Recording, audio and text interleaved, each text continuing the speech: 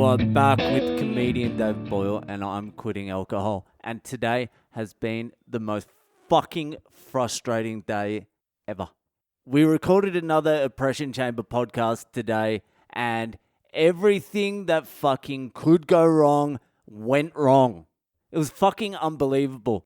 So to begin with, I couldn't do the podcast upstairs where I usually do it, where the good internet is, because the cunts next door are jackhammering and sledgehammering, and the guys are yelling at the fucking girls to hurry up with the fucking cement. We need to lay some bricks. So they're going off their head. It was too fucking loud. So I couldn't do it in this room, and this room is where the good internet is. This is where the 5G is. It's right next to my head when I sleep. It's right on my fucking pillow.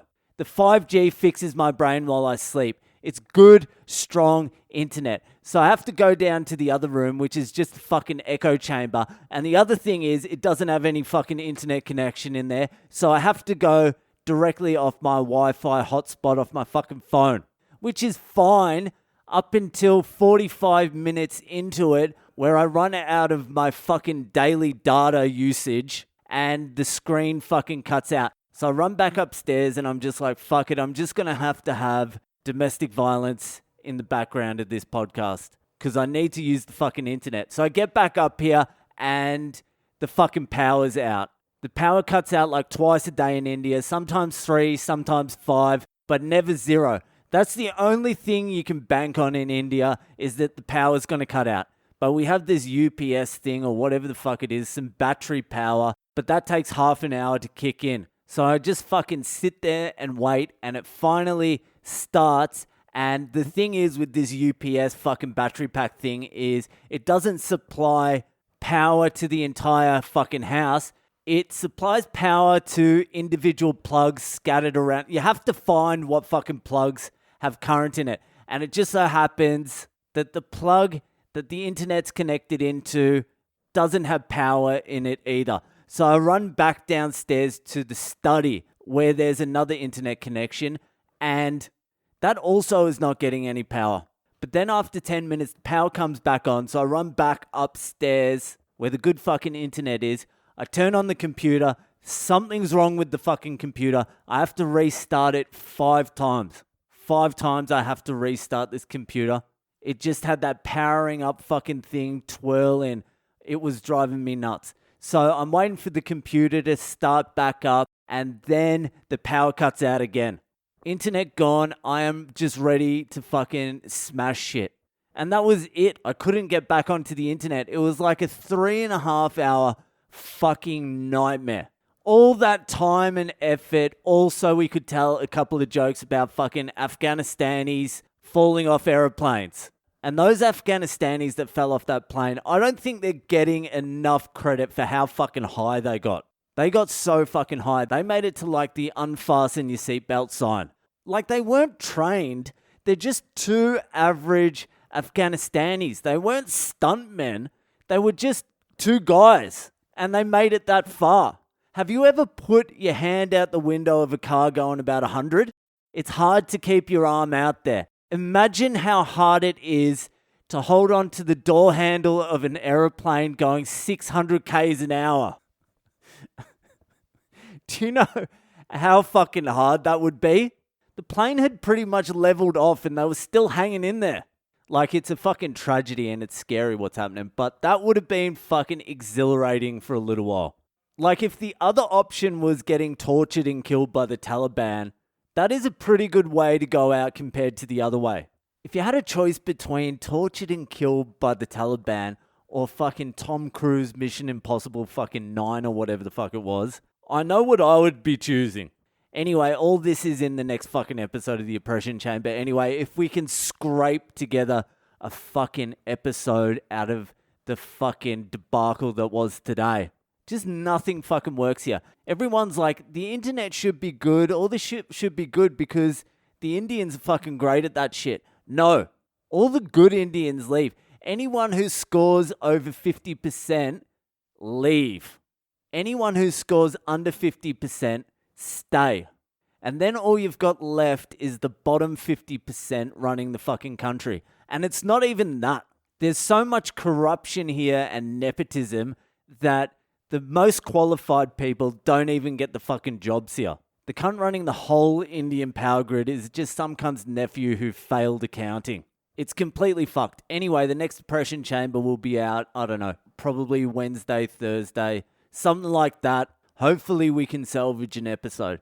So anyway, let's move right along to the segment you've been waiting 24 hours to sink your teeth into. It's Ask Boyle. Ask me a question, something. It's Ask Boyle time. Anyway, this week's Ask Boyle was sent in by Lisa, all the way from North Carolina, USA.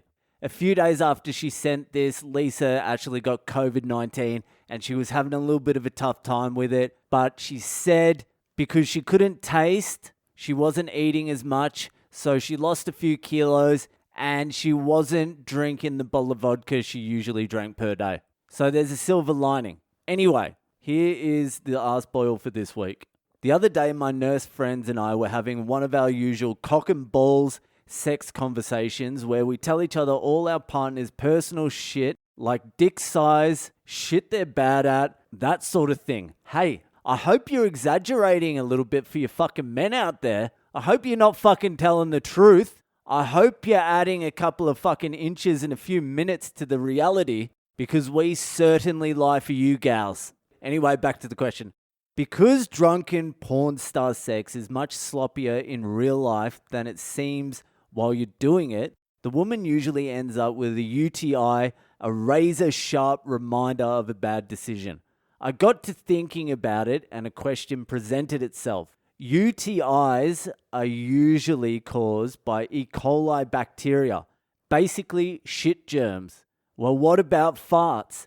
Is there bacteria present in the gas?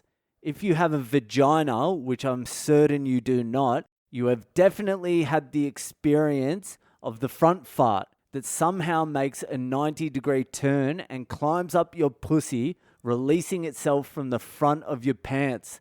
So, can you get a UTI from a reverse cunt fart? I've polled my super professional medical friends and we got nothing. Well, Lisa, you have come to the right place. So at first, I had no fucking idea what the hell you were talking about with this 90-degree turn fucking cunt fart. I had no idea. And then I sat there and thought about it for a long time.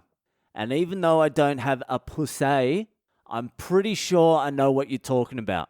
So what I'm going to do first is I'm going to try and describe what I think a cunt fart might be. Okay, so you've got a pair of underwear on, just normal underwear, tight whities, whatever. And over your underwear, you're wearing a pair of jeans. And you bought this pair of jeans about 9 months ago. And it's been a festive 9 months. There's been a lot of parties, a lot of lunches with the girls, a lot of desserts, a few big dinners. And over those 9 months, the jeans have shrunk. That's what happened. The jeans shrunk. You used a different detergent, you washed them in hot water or something, but the jeans have shrunk. But somehow you've managed to squeeze your way into them. So you're in your jeans and you meet up for coffee with the girls from work. Everything is fine, but the coffee gives you a little bit of a bowel movement. So you're just like, I'm with the girls, no one's going to care, it's not going to hurt anybody, I'm just going to squeeze it out. So you let go of the fart, and the fart initially travels in its natural direction, towards its natural exit. But a combination of the tight whities, the shrunken jeans, and your ass being crammed up hard against that chair has closed that exit shut, airtight. There is no element on earth that can now escape that exit. But the gas has to be released somehow, and it just follows the path of least resistance, which is your big fucking puss. No, it doesn't matter if it's big, it doesn't matter if it's fucking small. Gas can fit in tiny spaces. So the gas follows the path of least resistance. So it goes in the bottom of your puss, it follows up the lips and is released through the top. The top opening like a geyser. sending that pleasant aroma directly up towards your nostrils. I think that's what you're talking about when you say cunt fart, because occasionally I'll be sitting and have my legs twisted in such a position that when I fart, it moves the ball. So I think that's what you're talking about here. So now back to your actual question. Can you get a UTI from farting into your puss? Your farts definitely have shit particles. I think I saw it in a movie once, so I'm almost 100% sure your farts have shit particles in them. Because you can get pink eye from shit particles. So you can get pink eye from someone farting in your face. But can you get pink eye from your own farts? That's the question. I don't think you can. I think it might just be other people's shit particles.